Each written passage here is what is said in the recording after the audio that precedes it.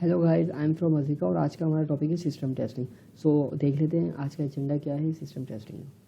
What is system testing and उसकी एक example देखेंगे ताकि हमें अच्छी तरह समझ आ सके सिस्टम टेस्टिंग क्या है।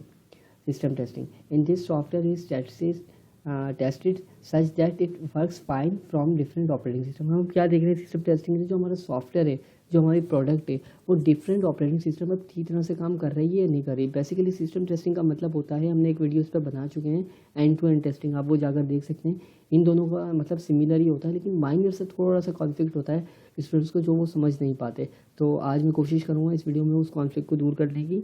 बेसिकली सिस्टम टेस्टिंग में, उसमें एंड टू एंड टेस्टिंग हम क्या करें, होल सिस्टम को एक्यूरेटली चेक कर रहे थे, इनिशियल पॉइंट से लेकर फाइनल पॉइंट तक। अब सिस्टम टेस्टिंग के अंदर हम ऑपरेटिंग सिस्टम चेक करें और उसकी सारी फंक्शनैलिटीज़ को चेक करें वो ठीक तरह से काम कर रही हैं या नहीं कर रही। अब डिफरेंट ऑपरेटिंग सिस्टम्स पर it is covered under the black box testing. अब ब्लैक बॉक्स टेस्टिंग के अंदर क्या कवर हो रहा है हमारे पास, जो फंक्शनैलिटीज़ हैं, जो लेआउट है, जो सॉफ्टवेयर का इंटरफेस है।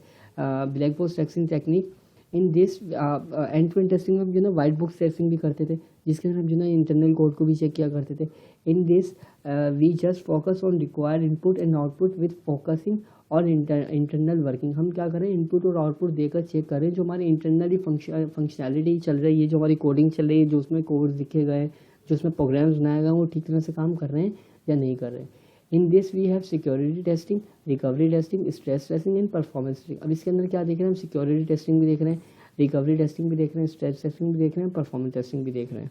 सो इसकी एक छोटी सी एग्जाम्पल देख लेते हैं।